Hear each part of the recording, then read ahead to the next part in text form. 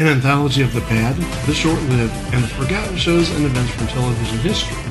You are listening to It Was a Thing on TV.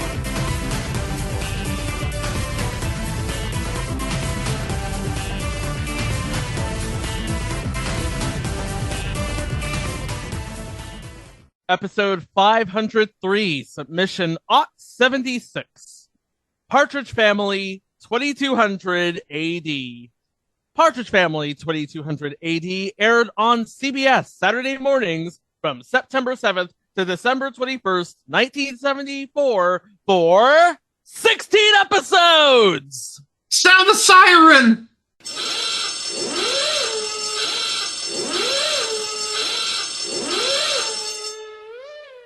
Which is appropriate because if you tuned in for another 2 hours, you know what would air? Another crock block. The Hudson Brothers Razzle Dazzle Show! You can't escape it! You know what else we can't escape? The open to this show. Damn, it looks a lot like the Jetsons. There's a reason for that, but first, here it is.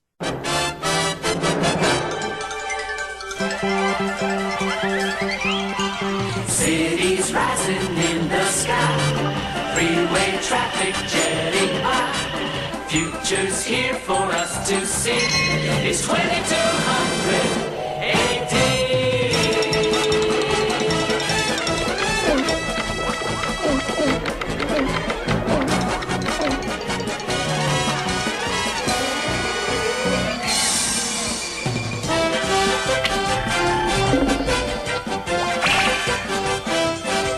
It's the Partridge Family, showing us how it's gonna be.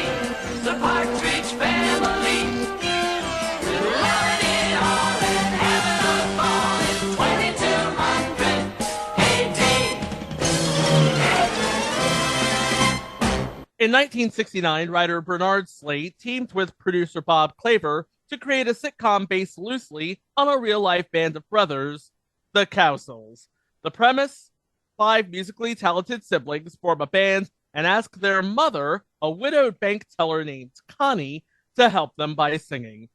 Through the talents of middle kid Danny, they get a manager, a bus, some radio time, and a paying gig at Caesar's Palace. ABC bought the pilot, changed the scenery from Ohio to California, changed Connie's name to Shirley, partly because of the non-negotiable casting of Shirley Jones to play the matriarch, and the rest is TV history, lasting for 4 seasons of 96 episodes. During that time, 4 of the kids would make an appearance on 8 episodes of Hanna-Barbera's Goober and the Ghost Chasers, a program similar to, but legally distinct from, Scooby-Doo. Yes, Keith Partridge was too busy being fabulous to join his sibs in animated ghost-chasing hijinks. He was probably too busy wanting to prepare to be a man undercover. Probably. Those 8 appearances would lead Bill Hanna and Joe Barbera to explore spinning the family off into their own animated series, which we'll get to. But let's go to another origin story, because in the late 60s, early 70s, Saturday morning cartoons were either too repetitive or too violent. And by repetitive, I mean they're just rerunning stuff that aired previously in primetime. You got your Tom and Jerry's, you got your Looney Tunes, you got your Merry Melodies, you got your Underdogs. I believe Top Cat was in primetime once, then it went to Saturday morning where they showed the reruns. Mike, you can correct me if I'm wrong here. No, you're absolutely right about that. It was ABC primetime in 61 and 62. But over at CBS, because the parents are looking for something wholesome, not violent or repetitive. Over at CBS, they were looking for new ideas for their Saturday morning lineup.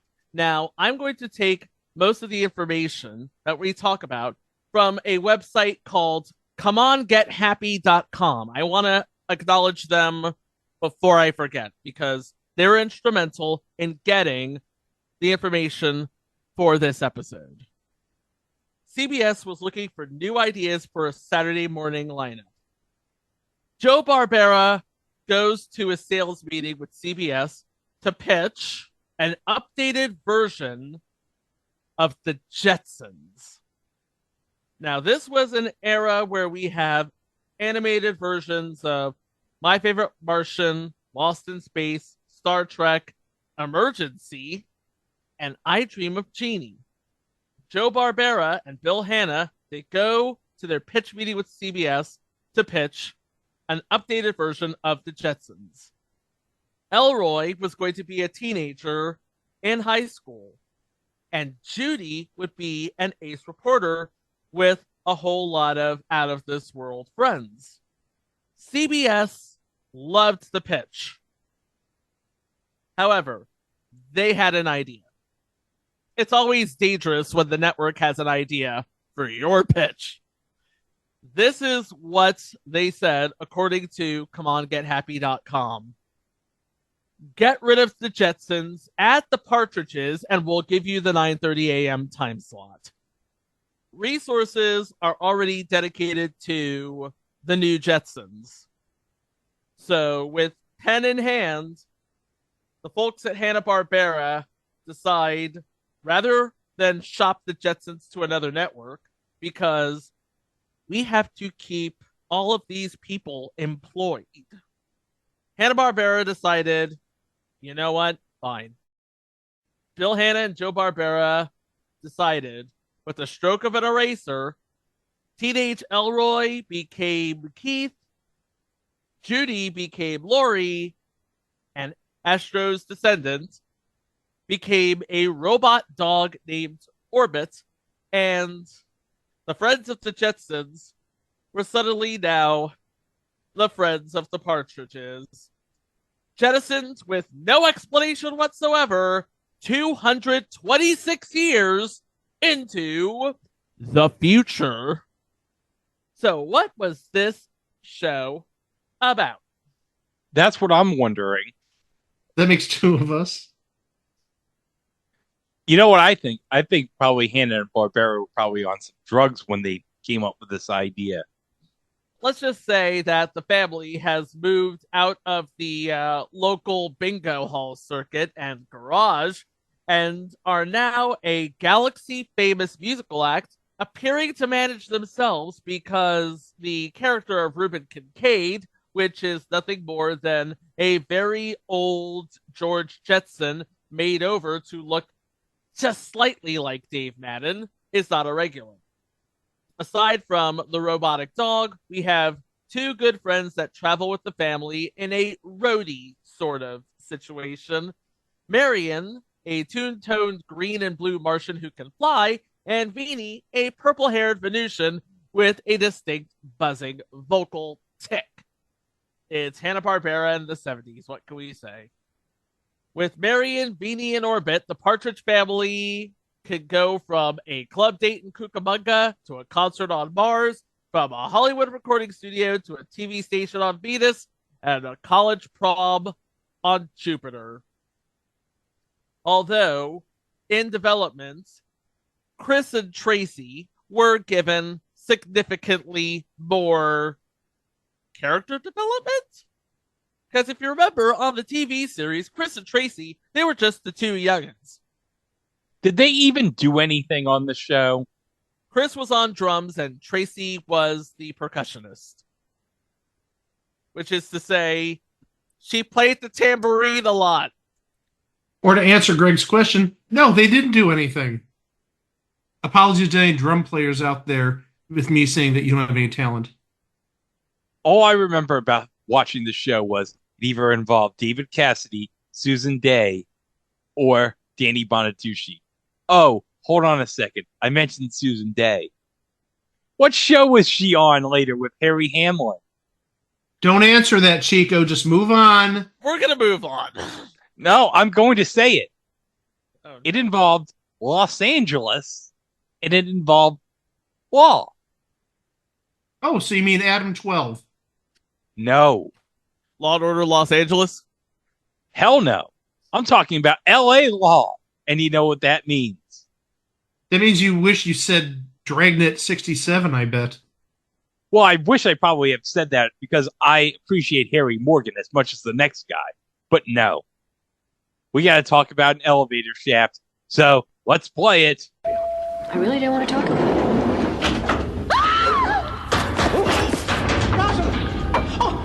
Oh my God! You knew it was coming when I said Susan Day. It was telegraphed right away. We had Danny Bonaducci, Brian Forster, and Suzanne Crowe returning to voice their animated counterparts, Danny, Chris, and Tracy Partridge, respectively.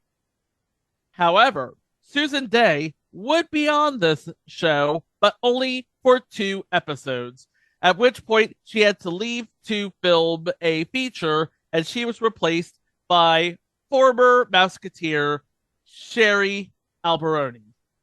You'd best recognize Sherry as the voice of Alexandra, the bad girl on Josie and the Pussycats. Oh, yeah, I know who you're talking about. Yeah, she's a bad girl. Shirley Jones and David Cassidy decided they were not going to be pigeonholed into the roles that made them famous on television. Shirley was replaced by Joan Gerber, and David was replaced by Chuck McLennan, who also provided lead vocals for the new group. Like David Cassidy before him, he did all his own singing. Just because Reuben Kincaid wasn't on the show that darn much doesn't mean we still don't see him, and Dave Madden provides his voice as well. The rest of the crew, Marion Moonglow, the two-toned Martian, played by Julie McWhirter, a legendary voice actress in her own right, and also the wife of Rick Dees. So she married Disco Duck, huh? She married Disco Duck. And rounding out the cast as both Veenie and Orbit, the robot dog, is the one and only It Was a Thing on TV Hall of Famer, Frank Welker. The rest of the cast is a who's who of the animated set. We're talking about Alan Oppenheimer, Paul Winchell, Don Messick, Scooby-Doo himself, Hal Smith, Lenny Weinrib, John Stevenson, and in his first voiceover role as Freddy the Fantastic, Mickey Dolenz. Hey, it's a monkey. People say we're monkeying around, but not quite like the monkey puppet that was next to Gene Sport on SNL in that pyramid sketch.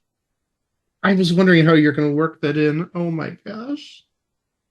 So we have all of our characters. Now let's talk about the actual show.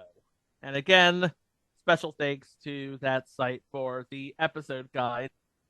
Episode 1, Danny the Invisible Man. In order to impress a girl, Danny does some tricks with an invisibility gadget from Pluto. Unfortunately, the side effects start catching up with him back on Earth, as pieces of Danny start to disappear at embarrassing times.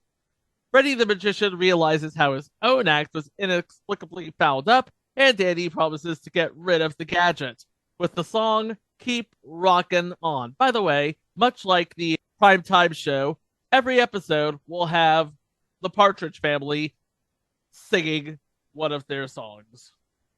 Now, I have a question. In this universe, did they mention that invisibility was invented by John Cena? Well, considering John Cena hadn't been born yet. Well, of course he wasn't born yet. Nobody could see him yet. Episode 2. If this is Texas, it must be Doomsday. The Partridges show in Texas is a lifetime engagement, according to Tex Comet, owner, mayor, sheriff, and cattle rustler of the island, Texas. Note the spelling. 2 X's. The family manages to escape only after their musical talents take a purposeful decline into wails and screeches, and Tex evicts them. Song of the episode, Love My Life Away With You. We actually have a name, believe it or not, playing that mayor, sheriff, cattle rustler, owner, whatever, Tex Comet. He's voiced by Hal Smith. You'd know him best as Otis the Drunk on the Andy Griffith Show. No love for Otis the town drunk, I hear. What? He's Otis the town drunk. He's legendary. But I bet he wasn't stereotyped as a drunk like Mr. Whipple. Or Foster Brooks. Okay, well, first off, the whole Foster Brooks thing, I think we've talked about it. That's just a shtick. But Hal Smith, just taking a look at his IMDb really fast. No, he did a lot of voiceover work, and not as a drunk. He voiced Owl in The New Adventures of Winnie the Pooh. Yes! I love the New Adventures of Winnie the Pooh. He actually voiced Winnie the Pooh himself in Welcome to Pooh Corner. Ah, the legendary green screen full body puppetry show on Disney. And full body Winnie the Pooh, not a drunk. At least for Honey he was, but that's another story. No, we're talking about the hard stuff. We're talking about whiskey. We're talking about vodka. We're not talking about honey. This is not an ad, by the way. You're darn right. It's a declaration of love. Damn right. I'm holding a bottle of Izzy soda. Episode. No, wait. You're holding a bottle of Izzy soda laced with vodka. Now, hold on a second. Izzy Soda. Is that soda created by Jason Isringhausen? Michael, educate the man. I was actually going to ask you to educate the man. Izzy soda is amazing.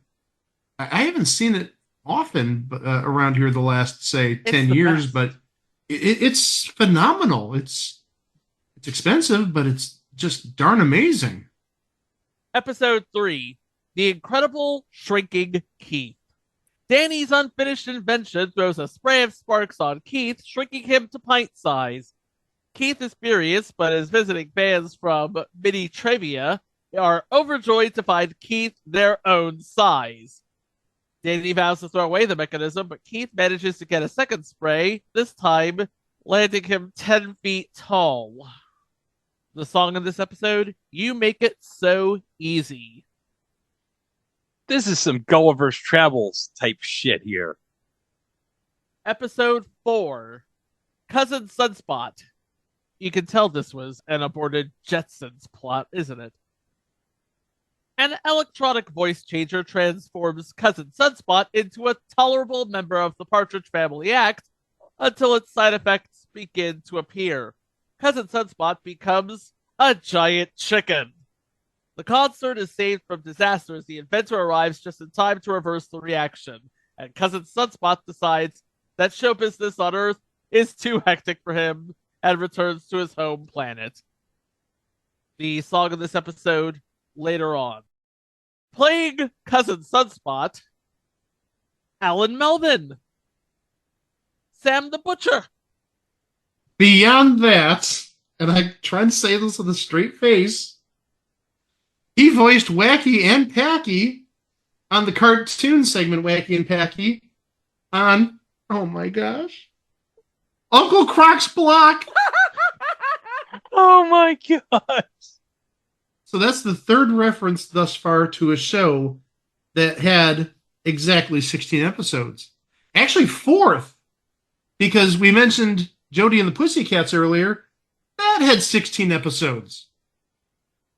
If you don't count Josie and the Pussycats in Outer Space.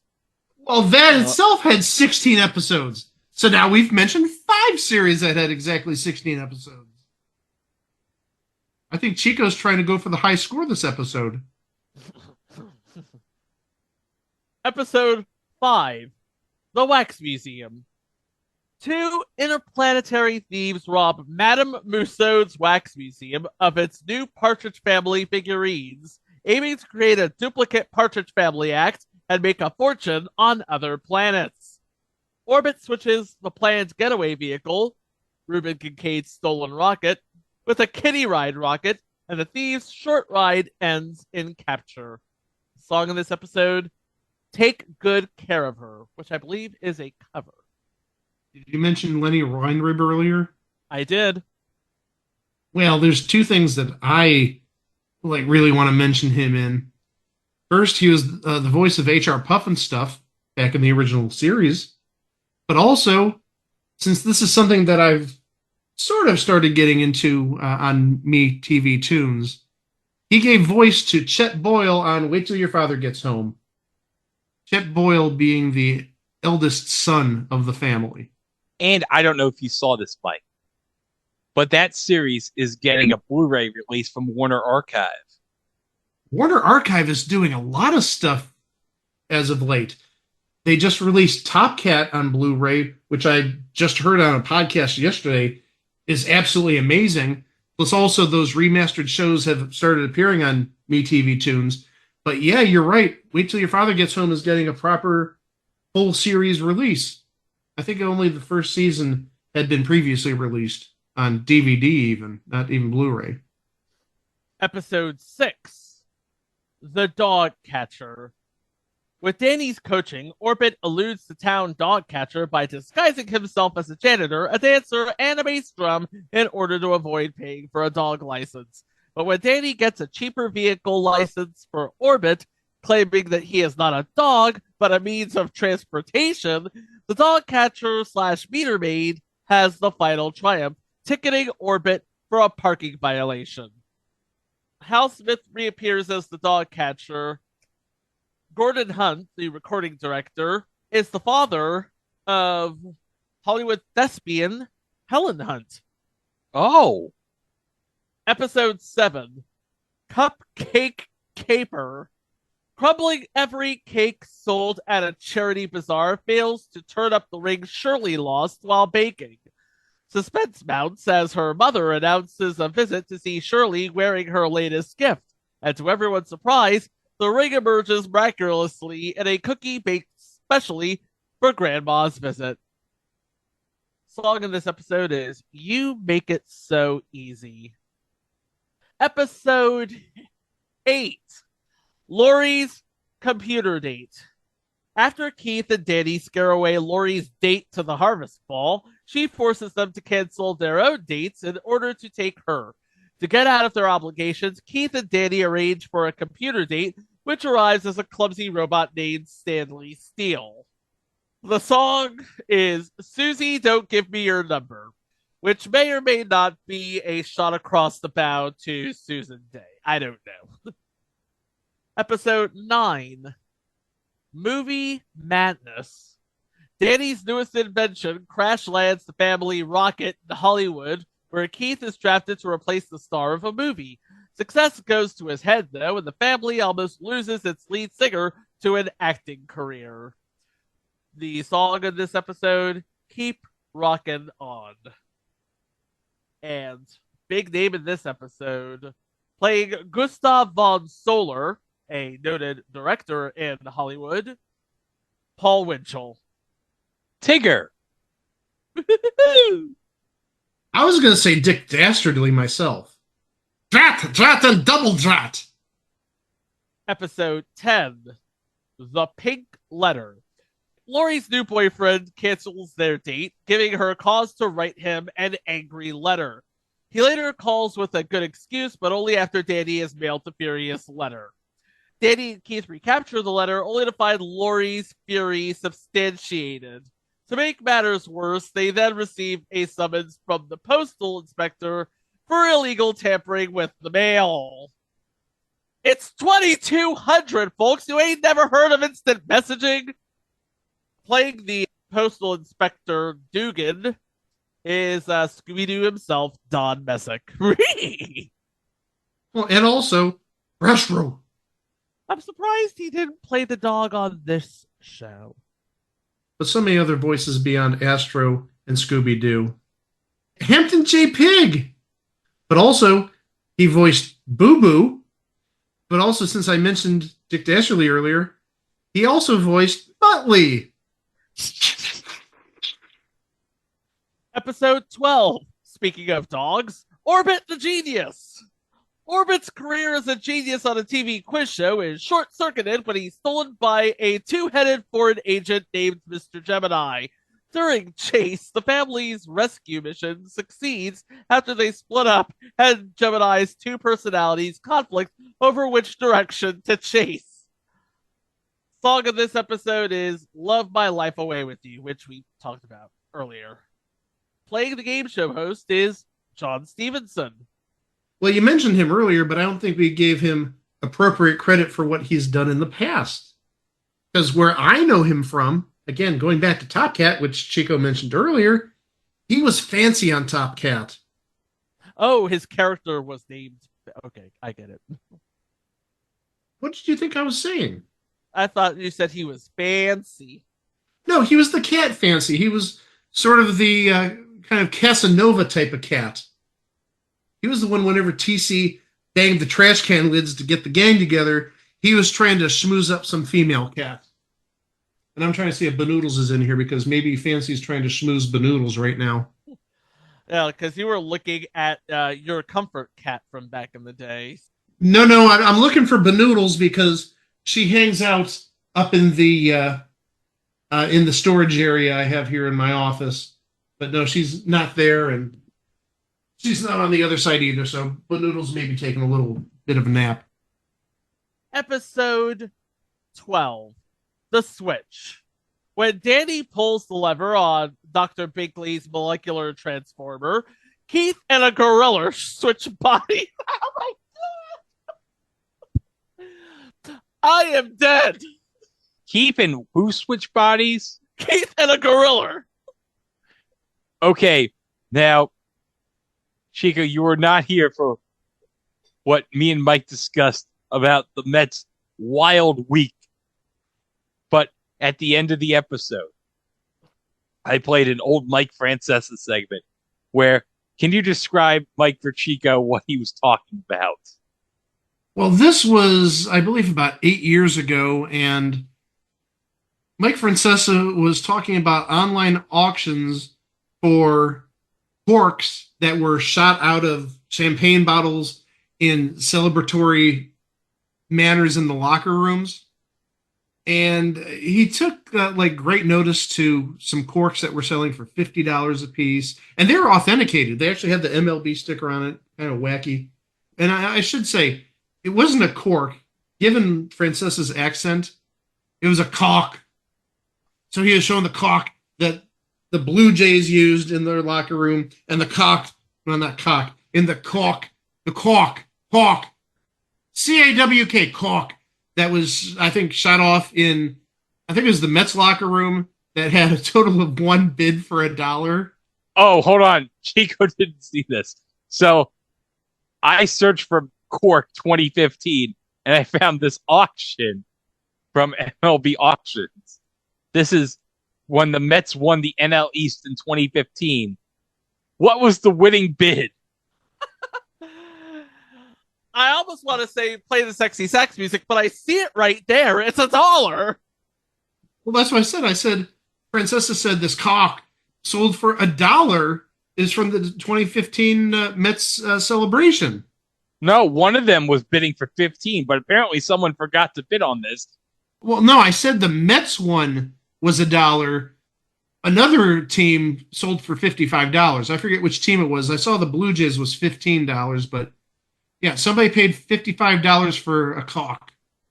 But the best thing is, when you look at it, it says this item has been viewed 3 times. So what it means is the person that bid on it viewed it, and then I found it while Googling, so that's 2.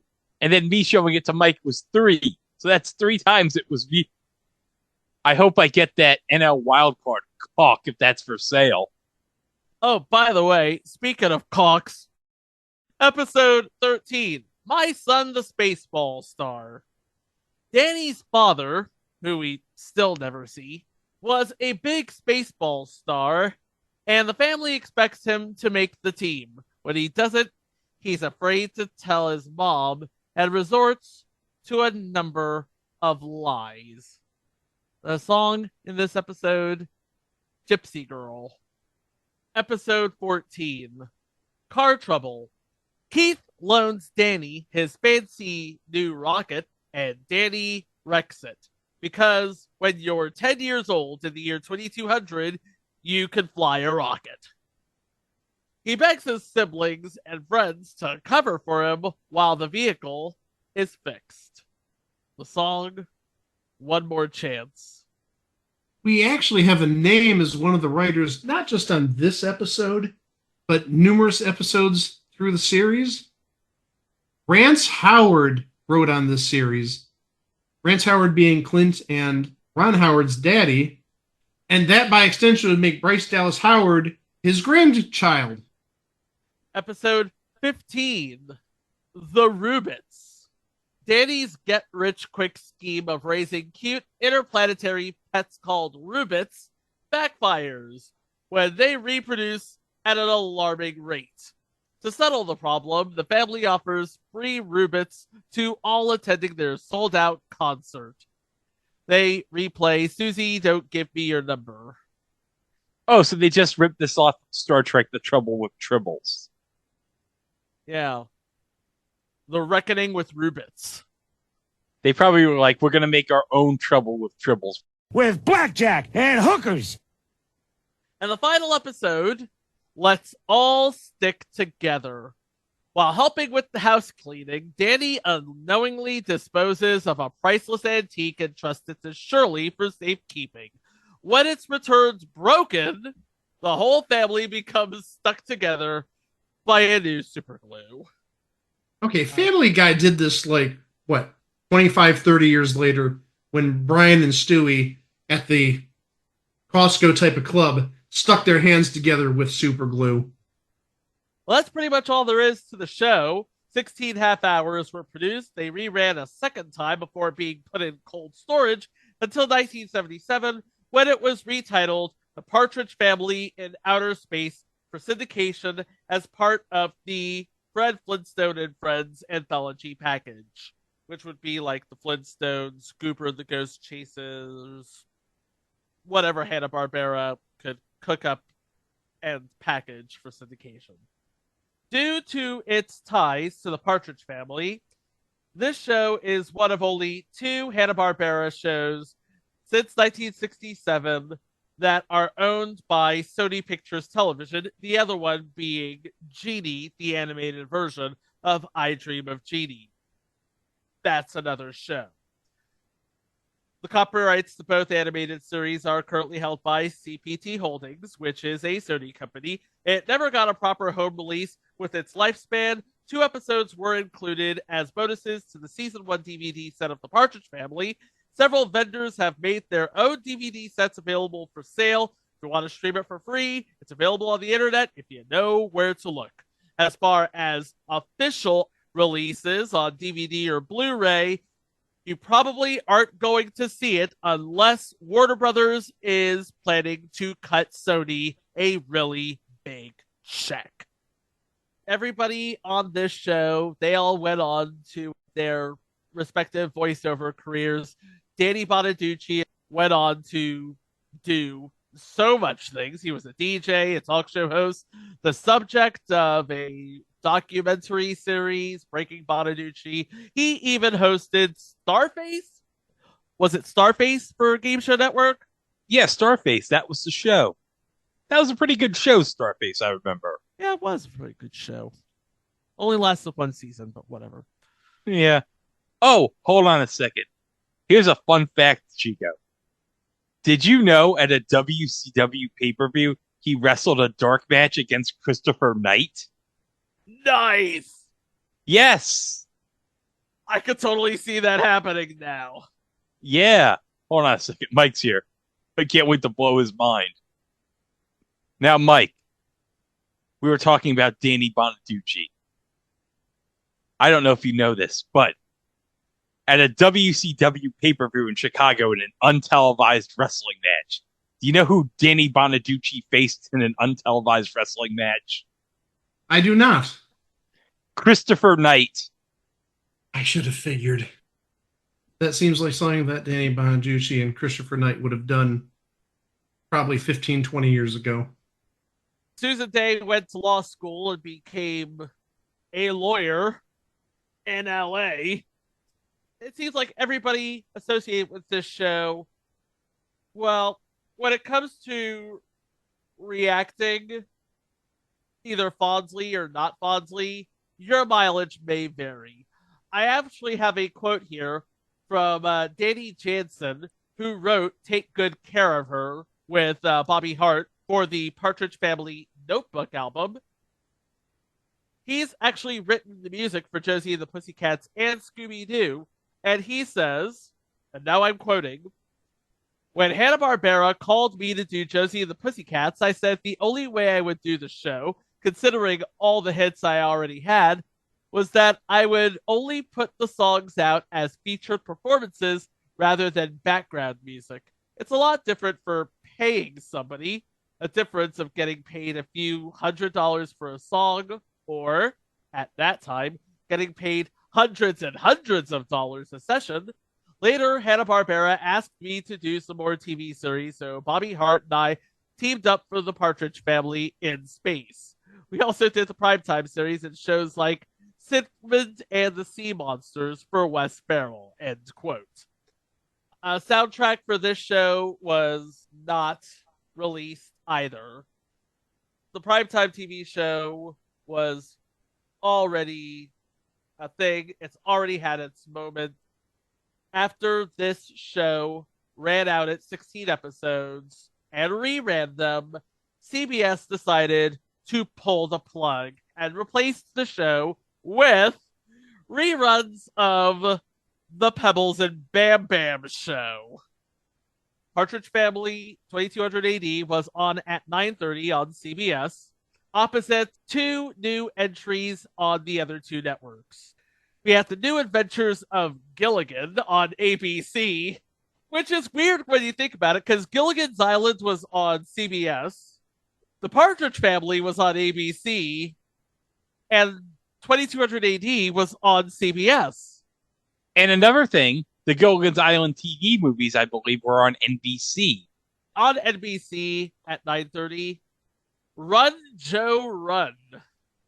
What the hell is that? It centers on Joe, a German shepherd in the military's Canine Corps, and his master, Sergeant Will Corey. Whereas ABC was committed to Gilligan, and NBC was committed to Run, Joe, Run, CBS could not do anything between reruns of Jeannie and something called Valley of the Dinosaurs. And looking at the schedule as a whole, we had reruns of Speed Buggy, Scooby-Doo, My Favorite Martian, and Fat Albert, and all of the new stuff that aired on CBS. I did not see them last longer than a year.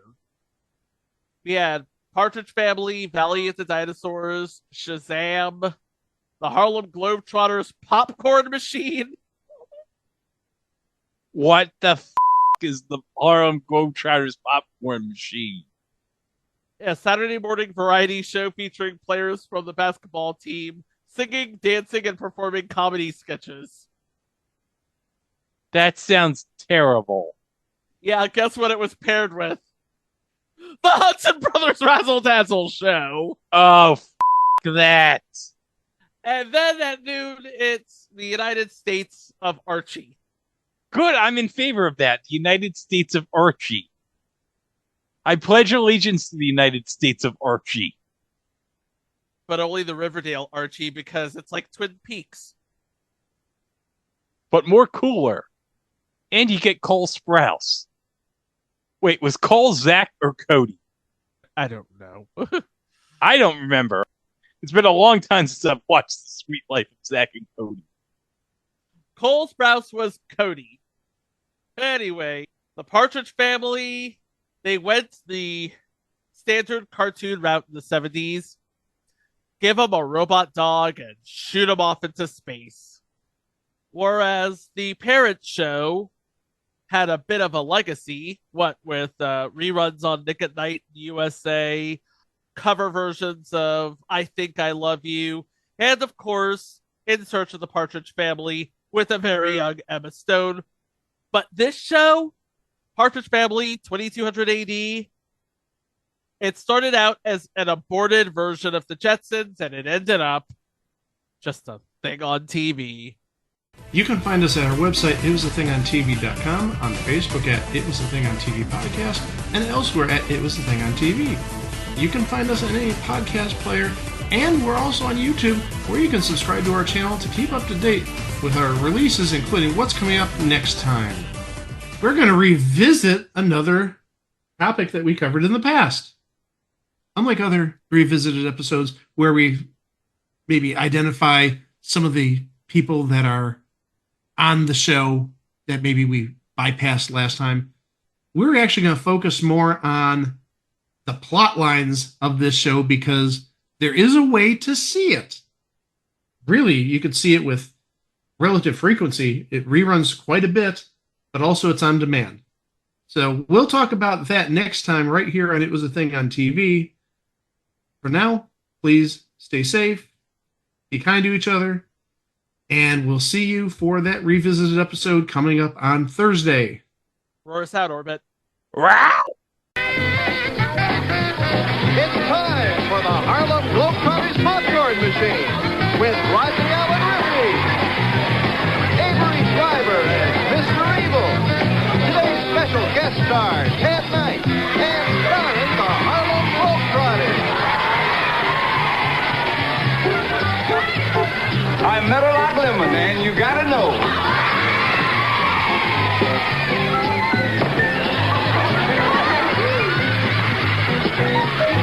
Curly's also on the show.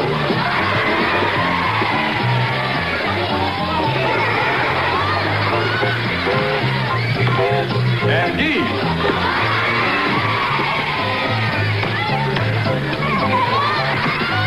And Tex.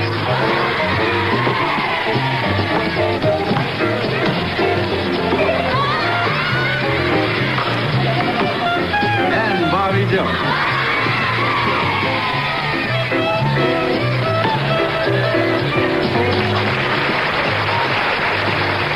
Marcus Haynes to show you how.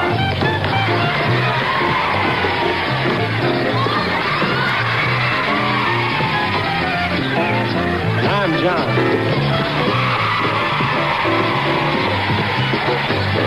I'm Fiona.